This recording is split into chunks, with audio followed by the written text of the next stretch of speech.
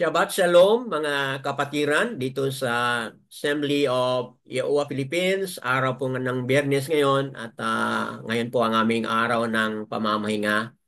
At Shalom din po sa ating mga kapatiran na iba ang inyong araw ng pamamahinga, and we give respect sa ating differences of understanding kung ano ba talaga yung araw ng pamamahinga. Hintayin natin mga kapatid, Abba Yahuwah will settle everything. Ah, sa ano ba talaga yung perfect calendar o perfect na araw ng pamamahinga. So we all submit to His dealing, sa kanyang kilos sa ating buhay mga kapatid, sa ating journey na ito. Natapos na po natin ang pangalawang hari o Malakiam mga kapatid. Ah, with chapter 25, yun ang ating pinaka-last. Ayon sa sequence ng Hallelujah Scripture, ang kasunod po ay ang Book of Yasya Yao. Bigyan ko lang po mga kapatid ng konting information nito. Ayon sa Hebrew na kasulatan, nahati po sa tatlo ang Hebrew na kasulatan. Tanak ang tawag nito, Tanak, T-A-N-A-K-H, Tanak. So yung T po stands for Torah. Na ibig sabihin, instruction or teaching. At ito po ay tinutukoy itong first five books. Genesis po hanggang sa Dabaryam o Deuteronomy. First five books, ang tawag niyan. Yun po ang stands for Tanakh, yung Torah. Okay? Meaning instruction or teaching, mga kapatid. Yung N po, sa Tanakh, yung N, yan po ay Nabim. Or kung basahin natin sa Yahudyat, yan po ay Nabyam. Na kung sa English, yan po ay prophets. So, ang kasunod po na subdivision pagkatapos ng Torah ay Nabim o Nabiam, which are the writings of the prophets, mga kapatid. So, ano po itong mga writings of the prophets? Yun na nga, no? Ayon sa sequence po ng Hallelujah Scripture, kasali po dito ang Book of Joshua, Judges, hanggang sa papunta po dito sa major prophets and then minor prophets. So, yan po mga kapatid. And then, yung KH, Tanak, okay, KH, Ketubim po. Ketubim or uh, Katubiam, kumbaga, Katubiam, kung basahin natin ayon sa Yehudyat, but sa modern, Ketubim, na ang ibig sabihin po, writings, mga kapatid. Okay? So, itong mga writings na ito, mga kapatid, ah, kasali na po dito yung mga writings ng mga wisdom writings o wisdom books, mga kapatid. Proverbs, halimbawa, Proverbs, Psalms, Ecclesiastes at iba pa, mga kapatid. So, yan po yung paano na-divide sa Hebrew Bible yung sinasabi nila na Tanakh, mga kapatid. All Old Testament, mga kapatid. Torah, Nabiam, at Katubiam, mga kapatid. So, that being given an background, ngayon, nandito tayo ngayon sa isa sa mga writings ng mga prophets, which is the writings of Yasya Yao, also known as Isaiah. Mga kapatid, ano ibig sabihin sa pangalan na Yasya Yao? So, from the word Yasya, ibig sabihin saves and delivers. So, ang ibig sabihin sa pangalan ng prophet na ito, Yasya Yao, ang ibig sabihin, Yahuwah saves. Yahuwah delivers. So yan po. In English, aka Isaiah, mga kapatid. Okay, yan po ang ibig sabihin ng Yashayahu. Sa English, yan po ay Isaiah. So, now that being said, mga kapatid, ito si prophet na Yashayahu, isa po siyang prophet addressing to the Yehuda, which is the southern kingdom, mga kapatid. At apat na mga hari sa Yehuda kung saan si prophet Yashayahu, Nabya Yashayahu ay naging alagad, naging nabya o prophet ni Aba, mga kapatid. So sino po itong mga hari na ito? O mamaya, mabasa natin mamaya with Brother Ron. Ito yung sila, no? Sila ni Usayahu, Yotam, si Akas or Ahas o Akas, at si Kasakyahu o sa Halil Scripture, Hiskiyahu. So ito yung apat na mga hari, mga kapatid, na kung saan si Prophet Yeshayahu ay naging alagad, naging servant, naging mouthpiece po ni Aba. So ito si Uzziah, okay? Uzziyahu, it is between 767 to 740 BC. Yun po yung taon na siya ay naging hari sa Yehuda o Juda. Si Yotam, mga kapatid, 750 to 735 BC. Yan po yung date na kung siya ay naging hari. Si Akas or Ahas, mga kapatid, 735 to 715 BC, mga kapatid. Siya ang naging hari ng Yehuda. And then si Kasakyao, aka in the English, Hezekiah, siya yung hari, mga kapatid, ng Yehuda back in 715 to 686 BC, mga kapatid. So, yan po ang konting background dito sa ating umpisahan ngayon na pagbabasa, mga kapatid. So, come to think about it, may mensahe si Aba Yaowa sa pamamagitan ni Yashayahu sa kaniyang mga sangkatauhan dito sa Northern Yasharal, which is the Kingdom of Yehuda, mga kapatid. So, without much ado, ibigay natin ang panahon kay Brother Ron upang babasahin ngayon ang the whole chapter 1, mga kapatid. And then pagkatapos, magkaroon tayo ng mga diskusyon ayon dito sa ating Torah reading for today.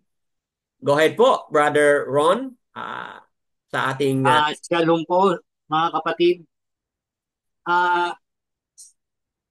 Basahin po natin ngayon ang Book of Yeshayahu or Isaiah, chapter 1, verse 1. The vision of Yeshayahu, son of Amoz, which he saw concerning Yehuda and Jerusalem in the days of Uzziyahu, Yotam, Ahaz, Hiskayahu, sovereign of Yehuda. Chapter 2, verse 2, Hear, O Shamayim, and listen, O earth, O Arat, for Yahuwah has spoken. I have reared and brought up children, but they have transgressed against me.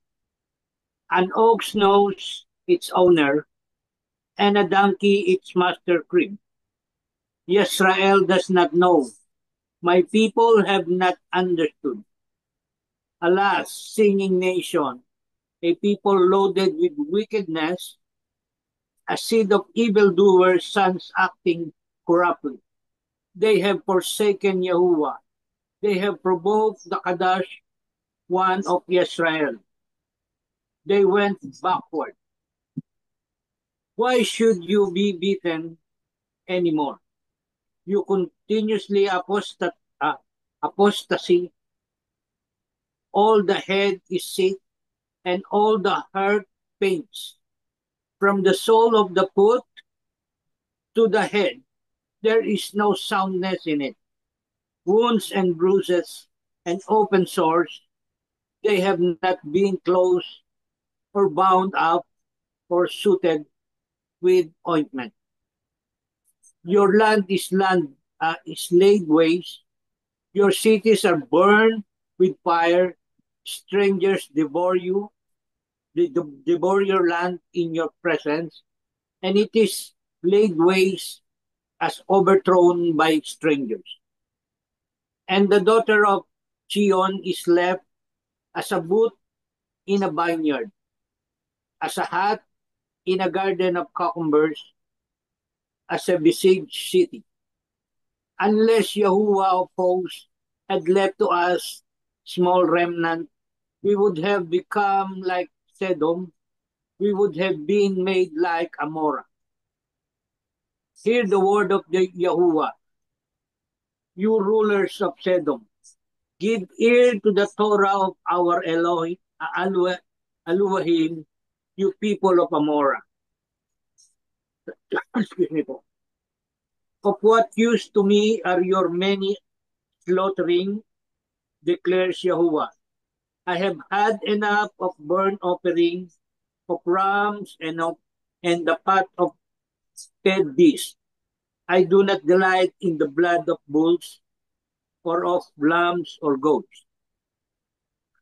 When you come to appear before me, who has required this from your hand to trample my courtyard?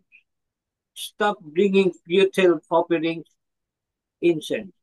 It is an abomination to me. New moons, paano niyo po i-spell to, Bradani? Sabatot, sabatot. Shabbatot, the calling of meetings, I am unable to bear unrighteousness and assembly. Verse 14, my being hates your new moons and your appointed times. They are a trouble to me. I am weary of bearing them. And when you spread out your hands, I hide my eyes from you, even though you make many prayers, I do not hear. Your hands have become filled with blood. Wash yourself, make yourself clean. Put away the evil of your doings from before my eyes. Stop doing evil. Learn to do good, seek right ruling, reprove the oppressor, defend the fatherless, plead for the widow. Come now and let us reason together, says Yahuwah. Though your sins are like scarlet, they shall be as white as snow. Though they are red like crimson, they shall be as a wool. Verse 19, if you submit and obey, you shall eat the good of the land. But if you refuse and rebel, you shall be devoured by the sword, for the mouth of Yahuwah has spoken. How the steadfast city has become a war. I have filled it with right ruling, righteousness lodged in it, but now murderers. Your silver has become dross, your wine is mixed with water. Your rulers are stubborn and companions of thieves. Everyone loves bribes and runs after rewards. They do not defend the fatherless, nor does the cause of the widow reach them. Therefore, the Elohim declares, Yahuwah of hosts, Almighty of Israel, I shall be ease of my adversaries, and I shall be avenged of my enemy. And I shall turn my hand against you, and shall refine your dross as with lye, and shall remove all your alloys. And I shall give back your judges as the first, and your counselors at the beginning. After this you shall be called the city of righteousness, a steadfast city. Zion shall be ransomed with right ruling, and her returning ones with righteousness, and the destruction of transgressor and of sinner is together. And those who forsake Yahuwah shall be consumed, for they shall be ashamed of the terebinth. Tama po ba yun? Opo. They, ulitin ko, for they shall be ashamed of the terebinth trees which you have desired, and you shall be embarrassed because of the garden which you have chosen. For you shall be as terebinth whose leaf fades, and as a garden that has no water. The strong shall be for tow, and his work for a spark, and both shall burn together with no one to extinguish. Yada. Yahuwah po. Diba? Salamat po, Brother Ron, sa magandang pagkabasa. Ano po, nabasa ko ng maayos. Opo, Yadayaowa po. Sa maayos na pagkabasa ng ah, chapter 1 ng Yasha Yeo, mga kapatid. So, dito sa ating narinig at nabasa, nasubaybayan at nasunod sa ating mga kasulatan, mga kapatid. Nakita natin dito yung ah, bansang Yehuda, nagkakaroon po sila ng tawag natin na crisis. Okay po? Tingnan natin na let's put into context na yung southern ay yung northern, mga kapatid, uh, during this time are about to be conquered. Kasi ayon doon sa mga dates na ating binigay kanina, from 776 to 686. Ito po yung mga BC, mga kapatid, BC. Ito po yung coverage ng time sa naging prophet po, naging nabya si Yeshayahu sa Yehuda. From 766 to 686 BC po. And take into context na 722, ang kanilang kapatid na Northern Kingdom ay nabihag na po. 722. Nabihag po sila ng empire ng Assyria, mga kapatid. So dito, wala pa silang threat as this chapter is being read.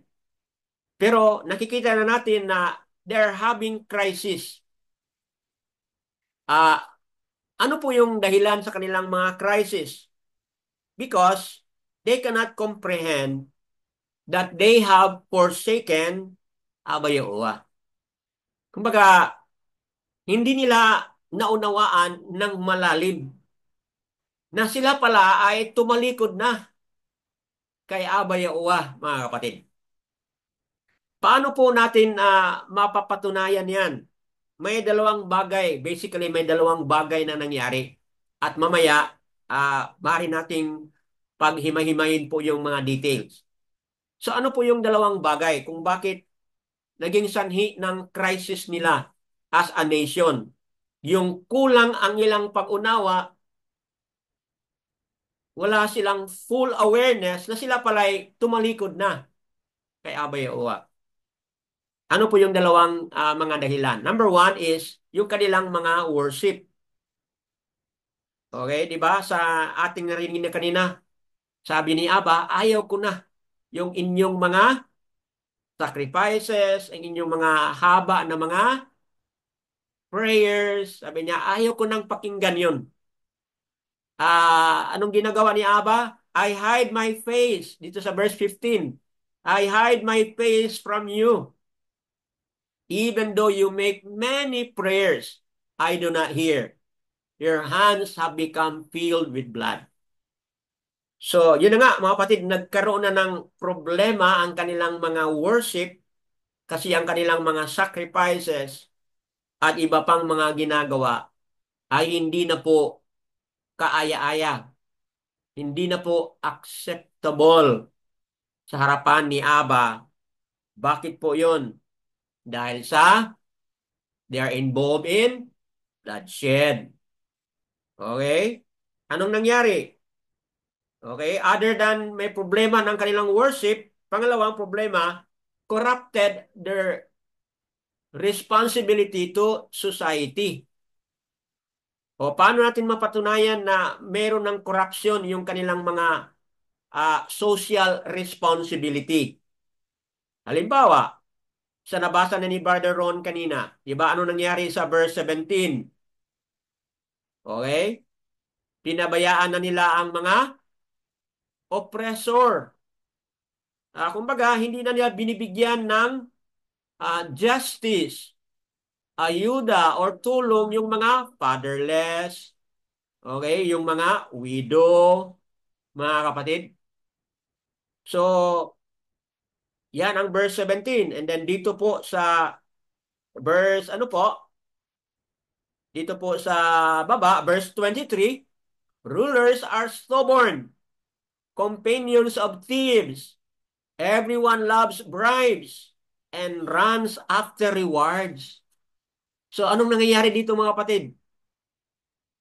Meron na pong corruption.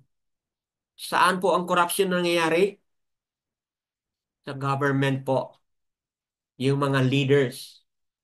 Hindi lang mga political leaders, but kasama na rin po yung mga religious na mga leaders. Okay?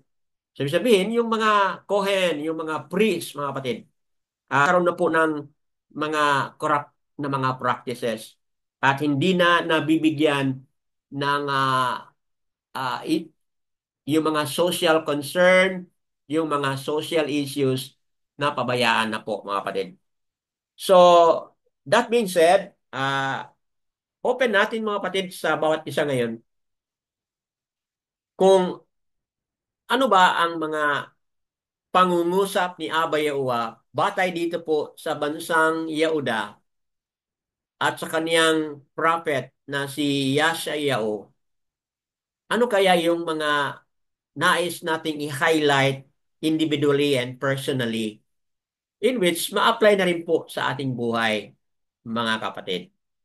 So, open po tayo para sa mga discussion ngayon. So, sino pong mauna? Brother Ron, go ahead po. Ah, maiksi lang po. Okay po, walang Doon po, problema. Go ahead po. doon po sa nabasa ko na na parang nanunumbat po si Abayawa na mabuti pa yung baka, Oo, kilala tama. niya ang master niya, at yung pong donkey, alam niya kung nasaan Tama. ang lugar ng master niya o ng kanyang aluwahim. Sa verse 3 po, tama. Pero ang Israel po, hindi po. Para bang nakalimutan na doon pa lang po sa una na para bang nagdadamdam na si Oo. Abayawal sa pagtalikod ng bayan ng Israel sa kanya. Hmm. Kumbaga, yun nga po sinabi nyo, nakakalimutan na nila si Abba Yahuwah dahil gumawa na sila. Ang naging ano po nila is yung mahabang dasal, yung pag-aala. Yun na, doon na lang po sumentro yung ano yung Opo. kanilang faith or yung pananampalataya nila. Nalimutan nila yung mga bagay na matuwid. Katulad po ng yung pong pagbibigay ng mustisya sa mga na-oppress Tama. at pagtatanggol sa mga ulila at saka Hmm. po sa mga balo. Parang ganun po. Yun lang po muna, Brad Danny. So, magandang highlight yun ni Brother Ron, mga kapatid, no? Na ginamit ni Aba yung illustration ng donkey. Mas mabuti pa ang donkey kasi alam pa niya kung saan ang crib ng kanyang master. Okay? Pero ang mga Yasaral, sabi ni Aba, my people, sabi niya, have not understood. So, mga kapatid, very serious po na punto ito sa ating journey ngayon. Na kailangan dapat maging mapagmasid tayo. Hindi lang sa mapagmasid sa mga pangyayari sa ating palibot, kundi dapat mapagmasid na rin po tayo at tanungin natin ang ating sarili kung tayo ba ay namumuhay ayon sa ano yung nagustuhan, ayon sa ano yung kalugod-lugod sa harapan po mga kapatid ni Ab Yahuwa. So, isang bagay po yun na bawat isa sa atin ay dapat magsaliksik. Halimbawa, manalangin tayo, Aba, meron ba akong pagkakamali na pag-unawa sa mga bagay-bagay ayon sa inyong mga salita? Bulyawin niyo po ako, Aba, o sabihin niyo po sa akin kung saan ako nagkamali upang sa gayoy maging tama yung aking mga pag-unawa patungkol sa inyong mga salita. So, isa po yun sa mga practical na dapat nating gagawin sa ating buhay at sa ating journey ngayon mga kapatid. Okay po, that's the first thing na open up by Brother Ron. Anyone else mga kapatid? Ako po, Brother Dan. Opo, Sister Bakar, saya andito ka na. Go ahead po. Agree ako sa sinabi ni Brother Ron na may ingratitude Hmm. ang mga Yasha'al kay Abayawa. Um, they have ungratefully rebelled against Yahuwah who brought them into existence na may ingratitude po dito sila na hindi nila pinasasalamatan si Yahuwah sa kanilang na kanilang Oh, creator tama. sa at sa paraan na pag-obey sa kanyang mga commands na Hmm. naging disobedient sila, idolatrous, at saka dito, nahilan tulad itong verse na to dito sa Deuteronomy 32 Oh. verse 6, na Hmm. sabi dito sa verse na to na sabi, do you do this to Yahuwah, O foolish and unwise people? Is he not your father who bought you, who created you and established you? Dito, yun na nga sinabi ni Brother Ron, parang sinumbatan ni Abayawa sila, ang mga Yasser-al. Ano po yung sister? Dabariam 30, 32 verse 6 po. 32 verse 6. Okay, go ahead po. Yes po. Mm. Kaya, ah matagal nang nag-aano lang si Abayawa, nagtitimpi lang sa mga kasalanan nila at um, yun na nga, naghihintay lang siya na bumalik ang mga Yasha'al bago niya bigyan ng judgment ang mga Yasha'al. At Hmm. dito po sa, yun na nga dito sa verse 23 na nabanggit mo po, yung you rulers are stubborn and companions of thieves. Hmm. Mm, everyone loves bribes and runs after rewards. Um, sa mga makarelate po tayo sa sinabi ditong you rulers are companions of thieves. Uh, sa mga balita-balita ngayon or noon pa man, Opo. itong pagnanakaw sa gobyerno ay hindi na po pala bago. Hmm. Kahit sa panahon po ni Yashayahu, talagang ang tao, mapa-ruler man o ordinaryong taon man ay nagkakasala ng pagnanakaw kung may pagkakataong makapagnakaw. Kaya mahina talaga ang tao sa tukso ng kaaway. Hmm. Kaaway natin. Kung wala tayong takot kay Abayawa, dapat may prinsipyo ng honesty at pagsunod sa ika-8 commandment na thou shalt not steal. Opo. Yun lang po, Brother Dan. Yan na yung So, mga kapatid, dagdag ko highlight doon sa na-explain na ni Sister Bakar sa iyo. Tukan natin yung verse 4. A last sinning nation, a people loaded with wickedness, a seed of evildoers, sons acting corruptly, they have forsaken Yahuwah. They have provoked the Kadosh One of Yasharal. They went backward. So, Yan po, mga kapatid. Instead of moving forward doon sa kanilang obedience, they have forsaken Yahuwah, Yes mga po. kapatid. So, ito pala yung mga gawain na magpapapatuo na we have forsaken Yahuwah. Yung mga na-highlight na o na-explain na rin po ni Brother Ron kanina at dagdag dito sa mga na-explain na rin po ni Sister Bakar Asayao, mga kapatid. So habang nag-explain dito si Sister Bakar Asayao sa verse 23 na everyone loves, no? Everyone, no? Sinabi dito, no? Rulers are stubborn and companions of thieves. Then everyone, so ibig sabihin hindi lang mga rulers, no? Everyone loves bribes and runs after rewards. They did not defend the fatherless, nor does the cause of the widow reach them. So, habang nagpaliwanag si sister nito, mga kapatid, maalala ko yung buhay namin noon bilang mga pastor sa nakaraang mga panahon. Under pa sa mga titulo, mga kapatid. Talagang exact dito, mga kapatid, no? Exact dito sa sinabi dito sa verse 23. Everyone loves bribes and runs after rewards.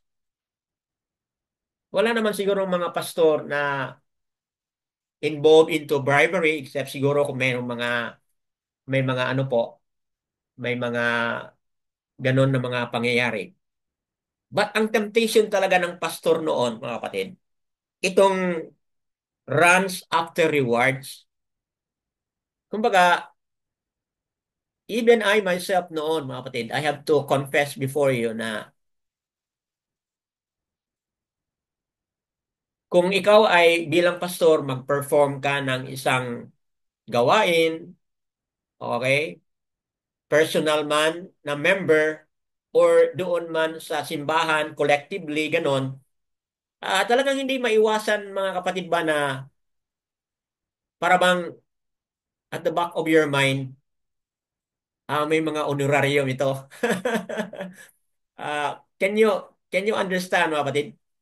May mga love gift ito. Yes po. Noon, mga kapatid, we call it alliance handshake. Na pagkatapos i-perform ng isang pastor, may mga kumustahan yan, mga kapatid. At tapos yung elder ba or member na magkumusta sa iyo pagkatapos mag-perform ng isang bagay, may mga ano yan, mga kapatid, may pera yan na naka nakaipit ba yan? Ang tawag noon? Nakaano doon sa kamay na nag-shake hands. Kaya tinatawag Yes po. namin yan noon, alliance shake hands. So very much uh, the same dito sa nangyari sa Yehuda, mga kapatid. Kung saan ang mga tao are what? They are after of rewards. Reward. Opo. So ayaw ni Aba yun, mga kapatid. Okay? Ayaw ni Aba yun. And how is that relevant sa aking buhay, sa aking journey, mga kapatid? Ito po yung very realistic, mga kapatid, na makikita ko na talagang malaking kaibahan noon at ngayon. Kasi ngayon, kapag meron tayong i-perform na isang bagay sa ating mga kapatiran, yan po ay act of service, hindi po para sa kanila. Ano po? Act of service para kanino po yun? Para kay Kaya Abiyauwa. uwa po. Opo. Kasi po, tayong lahat ay mga ano po tayo? We are all servants. Tama po ba? We are all servants of Abiyauwa. So, malinaw na kung bakit ito yung gusto ni Aba na ating ipamumuhay ngayon. That as servants of Abba Yahuwah, we should not run after rewards, mga kapatid. Bakit po? Kasi isa po yun sa mga hindi nagustuhan ni Aba na ginagawa ng mga tao sa panahon ni Yashayahu, mga kapatid. So, yan, na-highlight ko yan mga kapatid kasi nakarelate ako. Halimbawa, noon kapag meron kaming i-perform na wedding, halimbawa, talagang expect kami niyan na meron kaming matatanggap mga kapatid. Pero ngayon, iba na po. Everyone is thinking kung ano po ang ating pwede ma-contribute. Kung ano po ang ating pwede ma-share doon sa kapatiran na may mga pangangailangan. So, yan po ang malaking kaibahan mga kapatid sa aking journey ngayon at sa journey ko noon na hindi ko pa nakilala si Aba Yaoa. So, I will stop and then listen for more. Meron pa mga kapatid na may magdagdag pa. Anything dito sa ating nabasa na it's really very come alive, naging come alive sa buhay mo mga kapatid. Go ahead po, Sister Corazon. Ah, kanina, wala akong ginagawa, kaya nag-open ako ng YouTube. Nung may tatlong pastor na nagdi-discuss. Pagkatapos may sinabi regarding yung pitong pangalan dito sa chapter Isaiah chapter 1 verse 1. Sabi ko, wag na akong manood, ako na lang ang mag-search. Pagkatapos kasi binasa ko, hindi ko maintindihan kasi it's a vision vision. Kaya may pitong sinabi, basahin natin. The vision of Yashayahu, the son of Amoz, which he saw concerning Yehuda in Jerusalem, and the Yamim of Uzziyahu, Yotam, Akaz, in Kaskiyahu, Malakim of Judah. Pagkatapos, number 1, yung minention niya is Yashayahu. Yashayahu is a prophet na ginamit ni Aba Yaoa in this vision para kung ang mangyari sa future. Pagkatapos si Amoz is the father of Yashayahu. Number 3 is Yehuda. Yehuda is the fourth son of Yaakov. A man in Yaakov. Kung sa research ko, siya pala ang royal lineage ni Yahusha by his mother Mariam. Tama po. Pagkatapos si Usayahu was believed to be the first cousin of Yashayahu. In his reign was associated with prophetic reign of Jerusalem.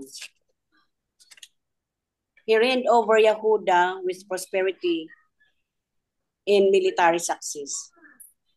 Sabi naman dito. Pagkatapos, pero lang, namatay, nag-suffer in his sin, so he was punished by Aba Yaoa with leprosy. And that is number 4. Number 5 is Yotam. Yotam is a king of Yehuda, son of Usayahu, and his mother was Yerusha, the daughter of Zadok. He reigned for 16 years, and he did what was right in the eyes of Yahuwah. Number 6 is Ahaz. His mother's name was Abaya, the daughter of Sakakyahu or Sikariah, who was a man of Yahuwah. He is known as the wicked king. In his reign is remembered as the reign of terror in idolatry. And in the last king na sinabi siya, the seventh king, the number 7 na mention is Haskayahu, son of King Ahaz in Abaya, daughter of Sakayahu in Hepzibah.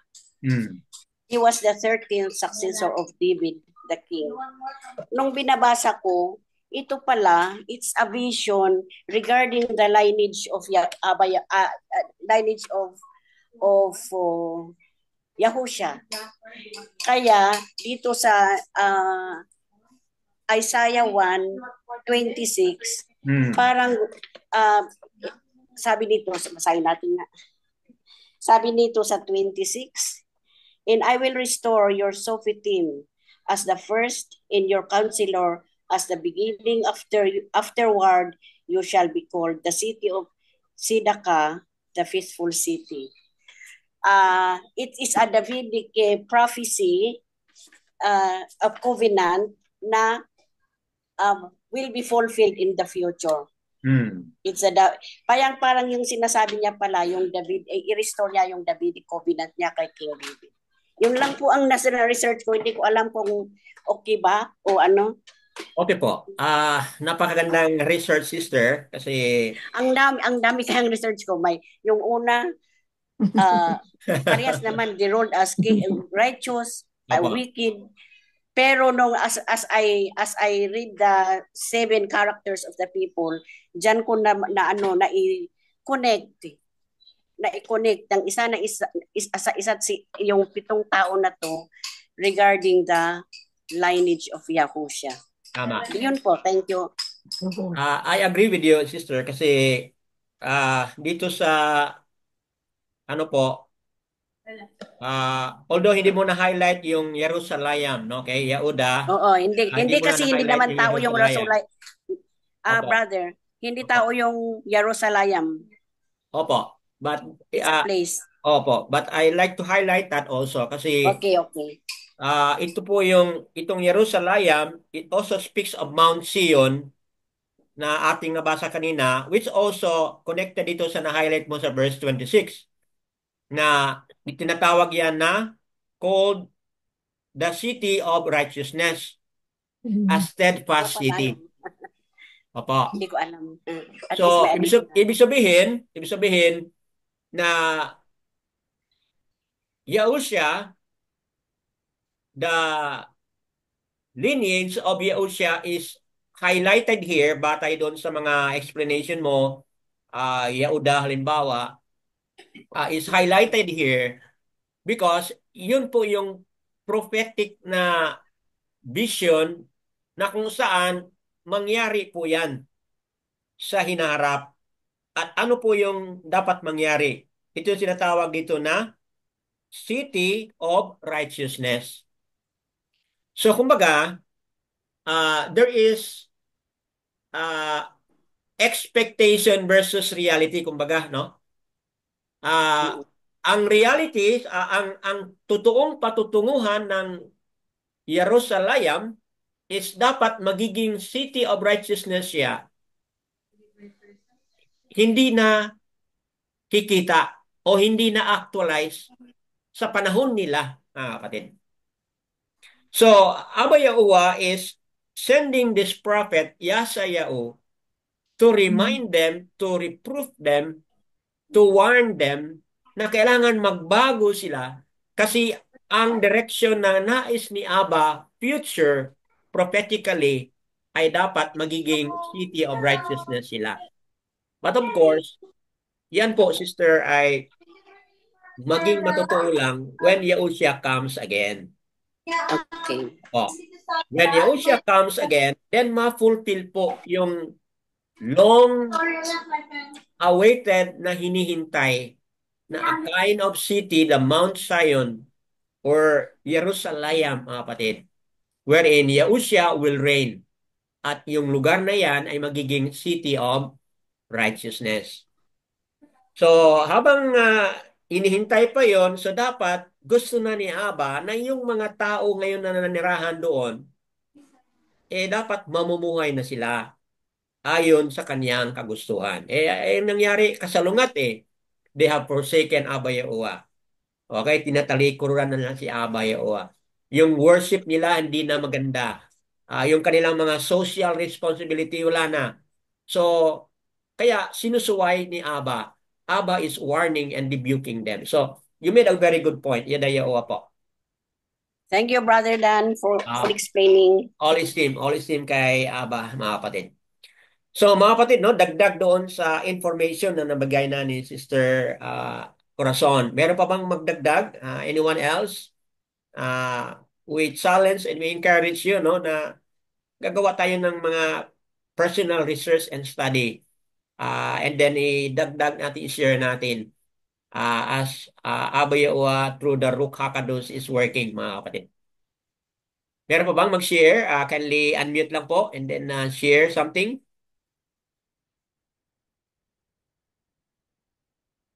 Okay, habang nag-iisip kayo, I bring your attention po dito sa verse 18. 18, 19, and 20. Come now, sabi po ni Abba. Let us reason together, says Yahuwah. Though your sins are like scarlet, they shall be as white as snow.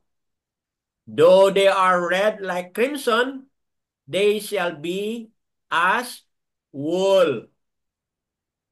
Tingnan mo yan mga kapatid ha. If you submit and obey, you shall eat the good of the land. But if you refuse and rebel, you shall be devoured by the sword, for the mouth of Yahuwah has spoken. Ito mga kapatid, kung titingnan natin ito na yung solusyon na binigay ni Abba sa makasalanan, warring, adulterous, wicked nation na Yahuda, mga kapatid. Ito na yung solusyon ni Abba. Ito na yung mensahe, ito na yung wake-up call na inimbita ni Abba. Come now and let us reason together. Pag-usapan natin ito ng maigi. Halongkasin natin ito. Baka nakalimutan ninyo, baka nakaligtaan lang ninyo. Come, sabi ni Abba. Let us reason together. Mga kapatid, tuwing tayo nandito sa Zoom gathering, parang ganun na rin po ang nangyayari mga kapatid. Abba is sending a message to all of us. So let us come and reason together. Okay po? Now, ano yung sabi ni Abba? Though your sins are like scarlet, ano ba ang scarlet? Di ba? Scarlet, Red. oo, yung talagang dark red, kumbaga, no? Deep red din O sila, no? deep red, okay? So, ang tinutukoy dito ay gaano ka Rumi? hindi ng kanilang kasalanan, okay? Kung gaano sila involved into bloodshed, mga kapatid. Like yung sinabi nito kanina na sabi ni Aba, tinataas niyo yung kamay, sana yung kanina. You have lifted your hands. Sabi na ayaw na ni Aba, tingnan yung kanilang mga kamay. Saan yun? Verse 15, di ba? You make prayers, I do not hear. Your hands have become filled with blood. So yun na yung totoong nangyari. Na hindi na acceptable kasi yun na nga, meron silang mga sacrifices na ginawa pero sa kanilang mga private na buhay, they're also involved into shedding blood, mga kapatid. O, tinan mo yan, no? Sins are like scarlet. Pero anong sabi niya? They shall be as white as snow. So, yung sabihin, kaya ni Aba na kahit ano pa ka tindi ang kasalanan, kaya ni Aba na anong gawin niya? Paputiin. Paputiin. Opo. Bakit po? Sa verse 27, kung tingnan mo, Sion shall be ransomed. See? shall be, verse 27, Zion shall be ransomed with right ruling, and her returning ones with righteousness. So mga kapatid, ito po ay forward-looking kung ano yung gagawin ni Yahuwah. Yahushua Yosha. na padala siya ni Aba para saan po? As a ransom for many. Saan po mababasa yon? Mark 10:45. Sige po, tingnan natin mga kapatid, no? Mark 10:45. Sa Marko 10:45, andito po ang purpose kung bakit pinadala ni Aba si Yahushua. For even the bond of Adam, Mark 10:45 po. For even the bond of Adam Did not come to be did not served, come to be served, but to but to serve. serve and to give his kaya as Ransom. ransom for many. Mm. So, mga kapatid, malinaw po yun na kahit ano pa kapal o kabigat, kung i-describe man ang ating kasalanan like red as scarlet, mga kapatid, kayang paputiin po ni Aba yon. Okay? Kaya niyang paputiin as like as what? As white as snow. O di ba? Kami dito sa Pilipinas, hindi kami masyadong nagkaroon ng awareness kung ano itong snow. Except lang makikita sa mga picture o sa mga video.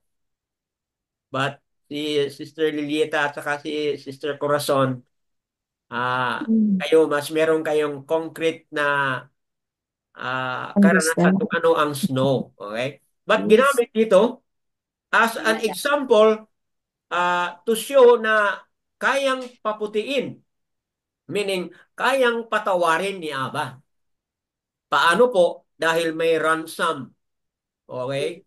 May magtubos na gagawa niyan sa pamamagitan po ni Yahushua.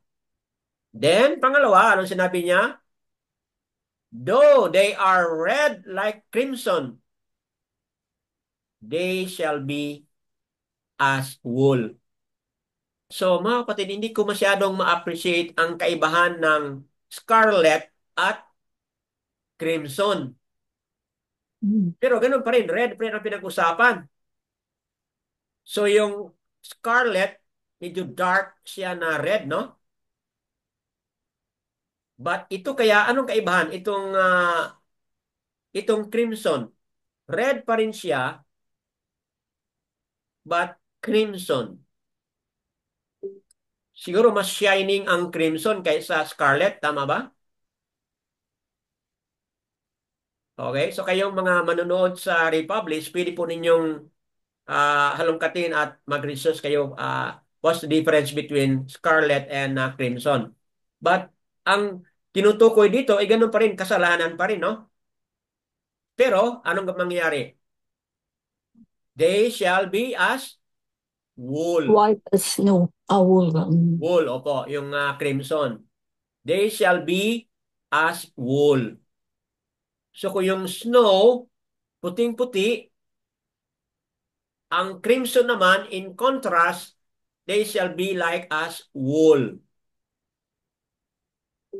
Ang wool, ano po itong wool? Diba? Isa po itong kind of fabric, no? Fabric, no? Fabric ng damit, di ba? Di ba sa sheep yan, Brother Dan? Yung wool, Yung balahibo ng lamb. Oo nga. Kanang puti nga balahibo. puti, okay, puting balahibo ng lamb. Okay? Mm. They shall be as wool. Okay? So, the same idea doon, paano maging puti or maging malinis, mga kapatid. Okay po? Now, sabi ni Aba, yun ang sabi niya, come, let us reason together. So, there is what we call involvement of man. to come to Abba Yahuwah. At ayun mga kapatid, may promise po na pwedeng patawarin, pwedeng paputiin kung anumang kasalanan meron ang kaniyang sangkatauhan mga kapatid. But again, we are reminded of a what? Covenant. Okay? Saan po natin makikita yung covenant issue dito? Balikan natin mga kapatid ang verse 2. Tingnan mo ang verse 2. Hear, O Shamayam, sabi niya, and listen, O Arats. Verse 2 po mga kapatid. For Yahuwah has spoken. Tingnan mo, I have reared and brought up what? Children. But they have transgressed against me. Mga kapatid, it's all about covenant. I have reared and brought up children. Covenant po ang pinag-usapan dito mga kapatid. Back in Shamot chapter 19. Anong verse po? 5, 6. Shamot 19, 5 and 6. Okay po? Ano nakasabi dito? Magandang basahin po. Shamot 19, 5 and 6. And now if you diligently obey my voice and shall guard my covenant, then you shall be my treasured possession above all the peoples, for all the earth is mine.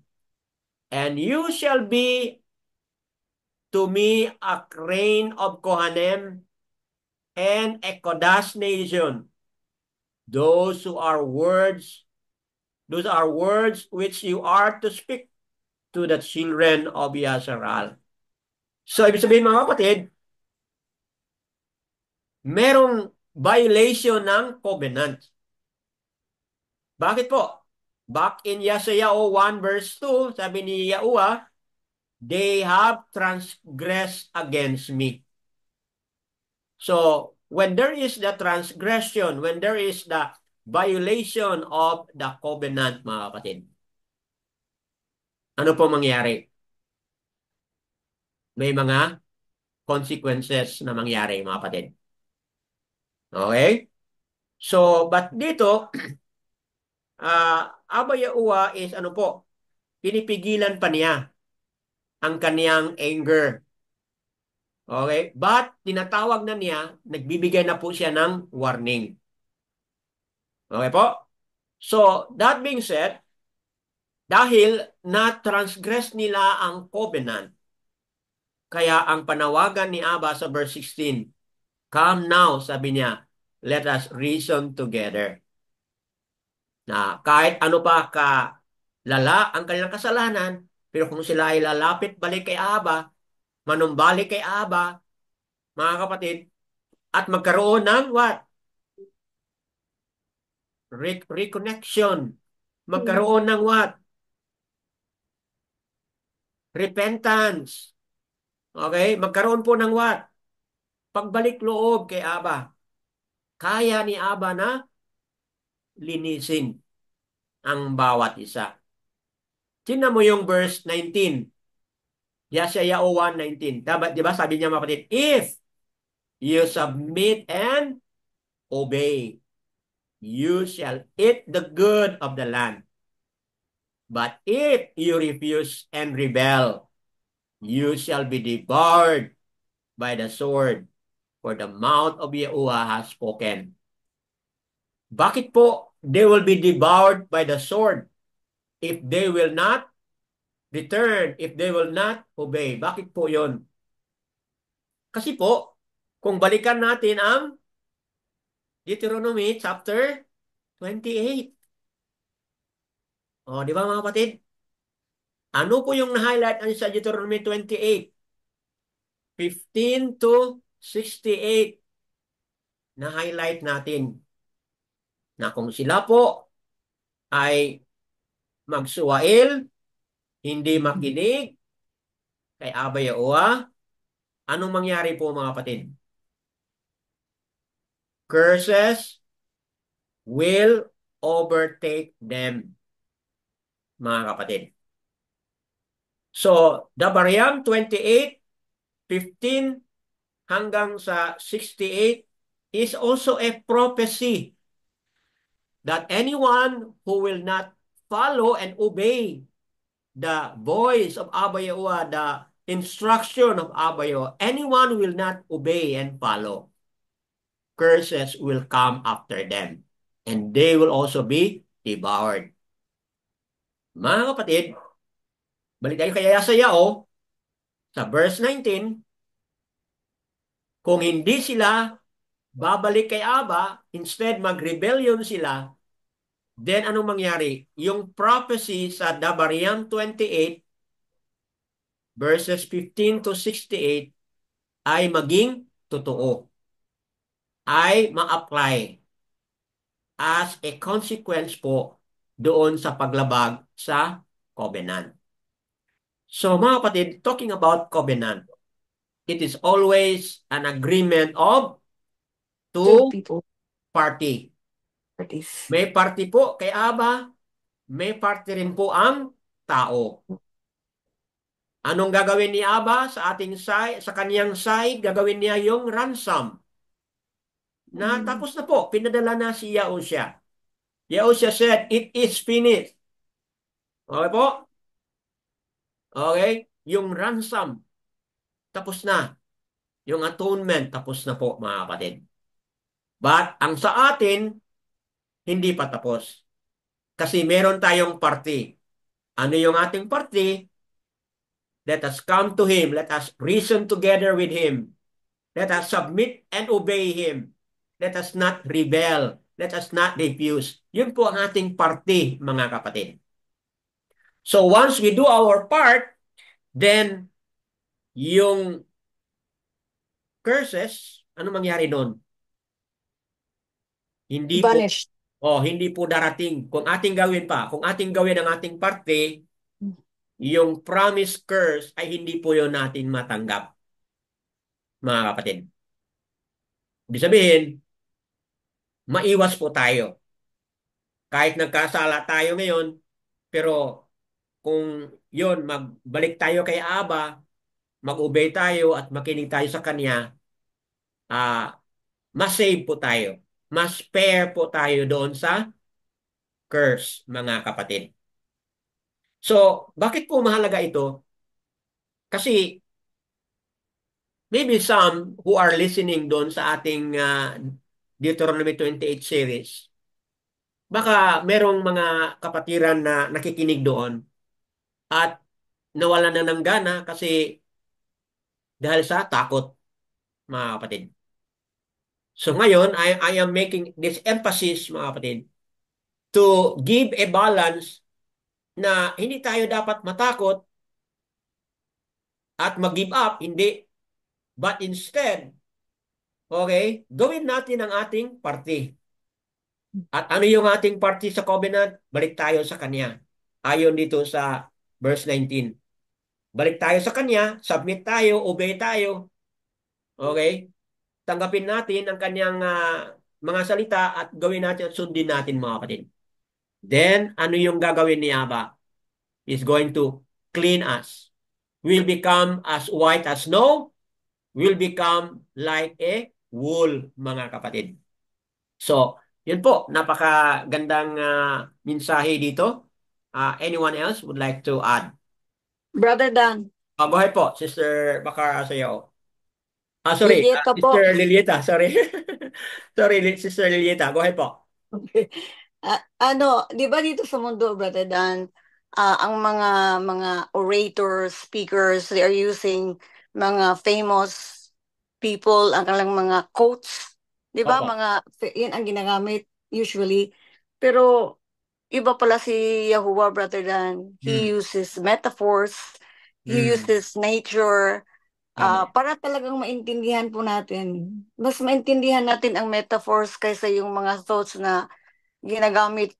Although maintindihan natin, pero mas maganda, kung tayo ngayon nakayahuan na tayo, it's easier for us to understand metaphors kasi di ba ang mga metaphors ay parang ano, katulad natin, open ang ating puso, kaya naintindihan ho natin. Di ba nag-transgress ho sila, Brother Dan? Tama. Kaya, pag sinabi natin transgress, hindi na sila nagbulay-bulay sa Torah, di po Opo. ba? Wala na. Opo. So, kaya once na hindi na sila nagbulay-bulay sa Torah, parang hindi na sila nakafocus kay Yahuwah, yun Mm. ang nangyari sa kanila. You shall be a terebinth who sleep, sa 30 po, Opo. Tama. chapter 1, di po ba? You shall be as a terebinth whose leaf fades and as a garden that has no water, di ba po? Mm. And ito po kasi ang terebinth din po pala, it's like an oak tree, Brother Dan. Tama. Oak tree Oak na tree. Tama. parang Oak tree. ang oak tree is one of the strongest trees na it will last longer, na para ho siyang makastand. Mm. Yung terebinth po ang ibig sabihin nun. Kailang pag hindi natin ang binasa ang Psalms, hindi ho natin maintindihan itong Mm. metaphor na ito. Sa Tama. Psalms chapter 1, Opo. eto, ano ba yung brother? Verses Verses 1 to 3. 3. Opo.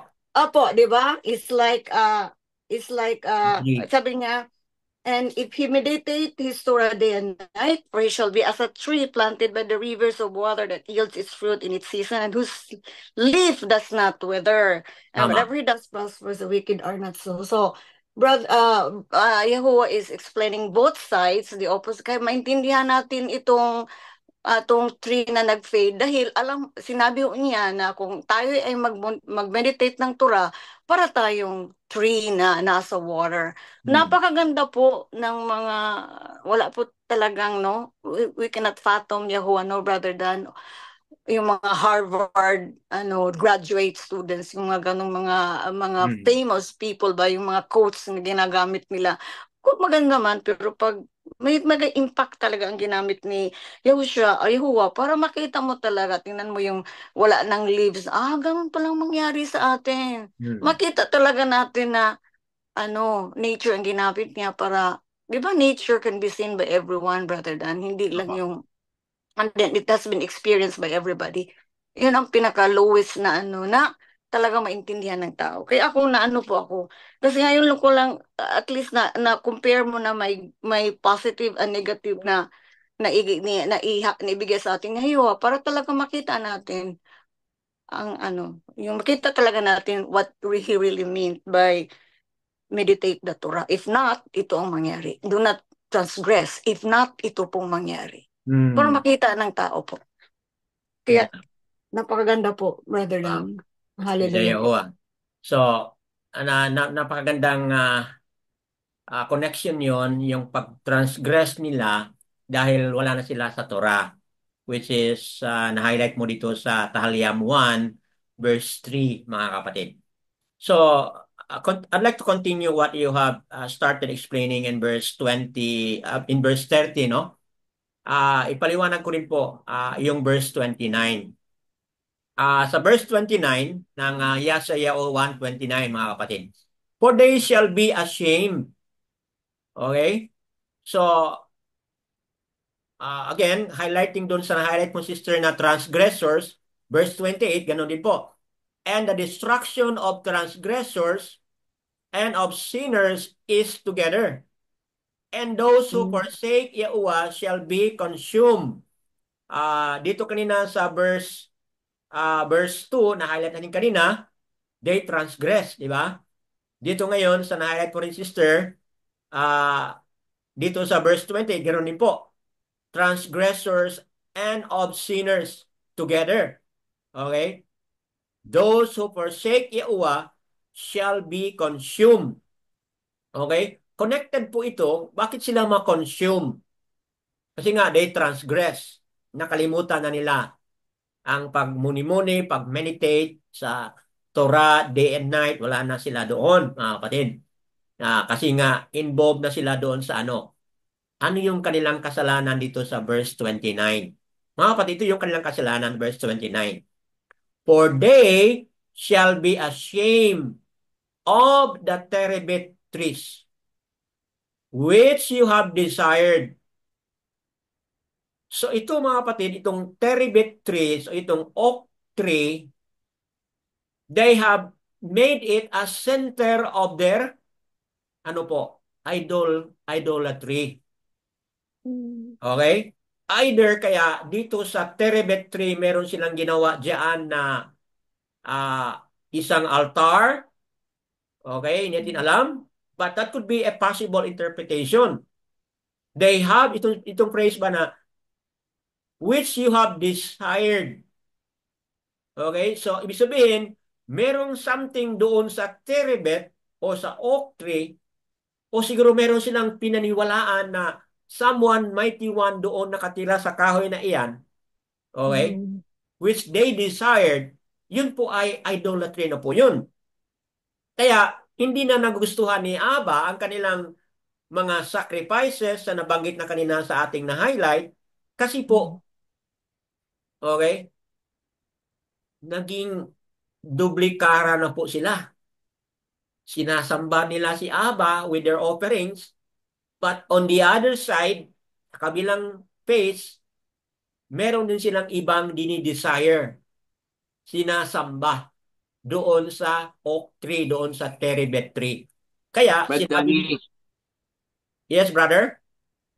hindi po kaya yun ang ano sa Ten Commandments na yung pakikiapid o yung coveting, parang ganon. Di ba po parang pakikiapid yung ginagawa ng mga Israel na they worship Abba Yahuwah, and then there is something that they still also worshiping na hindi naman po si Abba. Papa. Kumbaga, binrake na nila yung first, yung second second commandment na Tama. do not esteem Have another mighty one, di ba? another mighty one. Opo. Parang yun po ang application ata ng pakikiapid. So, Para bang namamangka kayo sa dalawang ilog. tama. So, talagang sa aming discussion kanina ni Brother Dimitrio kay ng umaga after sa ating gathering, meron kaming napag-usapan na talagang hindi pwede yung title, okay, yung pagtawag ng mga titulo at the same time, pagtawag natin sa pangalan, hindi pwedeng magkasabay yun. Talagang iisa lang. Ang gusto ni Aba na talagang siya lang. Kapatid, no? As highlighted by the Brother Ron, na it is also a violation of the Ten Commandments, one of the Ten Commandments. First commandment at saka yung pangalawang commandment, mga kapatid. Okay? So, yan. And as a result to that, anong nangyari? Verse 29, na sila'y napahiya, mga kapatid. And you shall be embarrassed because of the gardens which you have chosen. So, ibig sabihin, meron silang pinili na isang bagay na mas mahalaga kaysa yung binigyan nila ng paghalaga si Abba Yahuwah, mga kapatid. So, dagdag doon sa napaliwanag na ni Sister Lilieta sa verse 30, sa verse 31 naman po, so, kaya sa verse 30, na-highlight ni Sister Lilieta na katulad ng kahoy na oak tree, mag-fade dahil wala siyang garden, wala siyang tubig. Dito sa verse 28, anong sabi ni Abba? Those who forsake Yahuwah shall be what? Consumed. And speaks of fire, mga kapatid. Okay? So, ayan, hindi talaga makasurvive. Then verse 31, the strong shall be for tow and his work for a spark. And both, ano mangyari po? Shall burn together with no one to extinguish. So, yung tinatabi dito na consume, verse 28, sa verse 30, na mag-fade ang kanyang leaf kasi walang water ang garden. Kasi sa verse 29, may pinili silang garden na hindi kagustuhan ni Abba. Mga kapatid, so anong mangyari sa verse 31?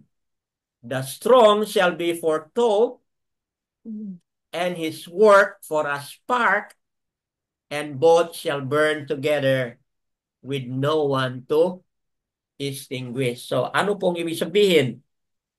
Yung ating hard work, yung ating effort, anong mangyari po mga kapatid? Useless. Maging No useless. meaning. Baliwala po. Mabaliwala. Maging useless. At ma-burn po sa fire. Na ang ibig sabihin, kung hindi talaga tayo mag-repent mga kapatid, hindi talaga tayo bumalik kay Abba, hindi talaga tayo mag-submit sa Kanya mga kapatid. Kahit pa meron tayong mga confession, may mga prayer, may mga awit, kahit pa meron tayong mga observance, blah blah blah, mga kapatid. But at the end of the day, anong mangyari sa atin? Yung ating lahat ng mga trabaho and effort Meaningless. will be burned, mga kapatid. And how is that the exact opposite doon sa sinabi po ni Saul? Doon sa 1 Corinthians chapter 3 ba yun, mga kapatid? Save so us by fire, yung sinabi niya. Ano po ang Ano, sinabi? Brother Dan? Ano po? First Corinthians. Ano po yun? First Corinthians? Parang nandito sa 1 Corinthians. Okay po. 1 Corinthians chapter 3, verse 14. Okay, 1 Corinthians, mga kapatid, chapter 3, verse In 14. If anyone's work remains, which he has built on, he shall receive a reward. If anyone's work is burned, he shall suffer loss, but he himself shall be saved, but so as through fire.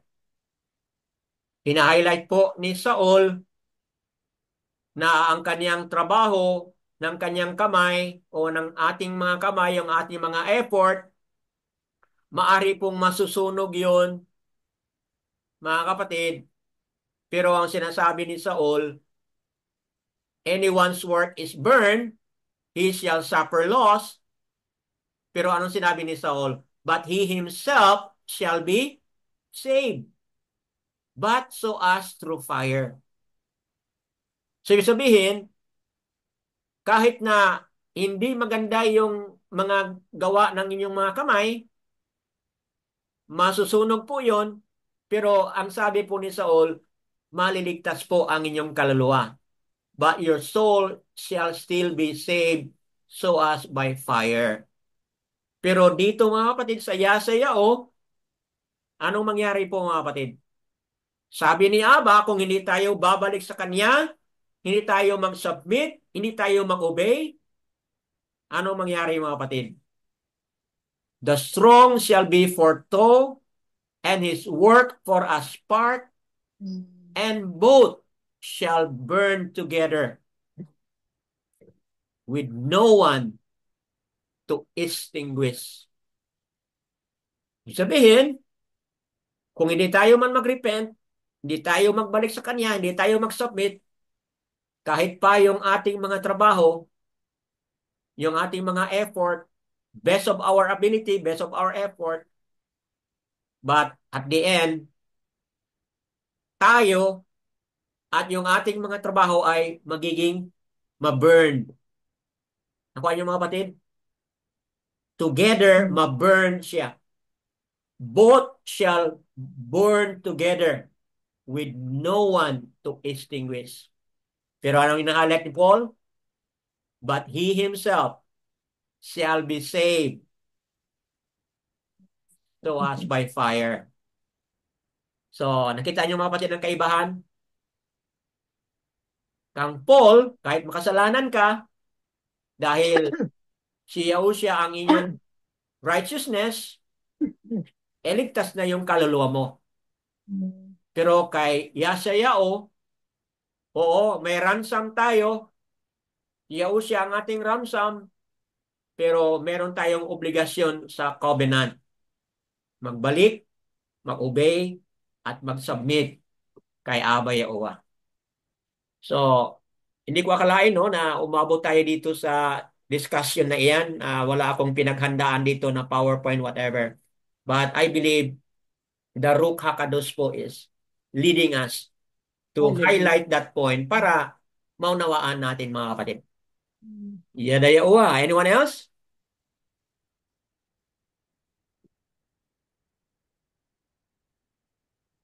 Meron pa bang magdagdag mga kapatid? Kung wala na po, kayong mga manunood sa Republish.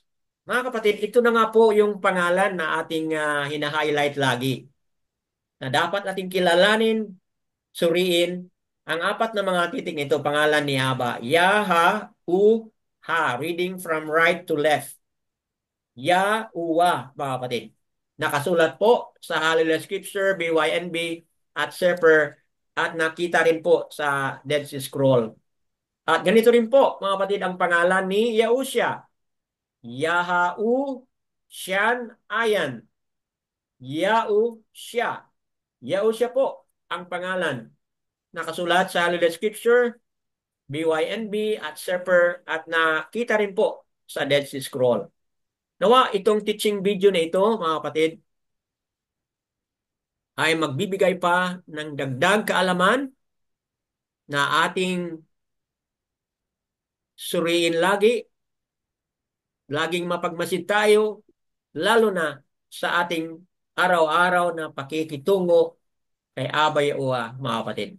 Making it sure na tayo yung nag-submit, tayo yung nag-surrender, tayo yung bumalik loob sa Kanya. At kaya ni Aba Yahuwah through the blood of Yahushua na gawin tayong malinis, gawin tayong maputi, gawin tayong as white as a snow or like as a wool, mga kapatid. Only we do our part. Yadaya uwa po. All is Yada still Yahuwah. and praises kay Aba Yahuwah.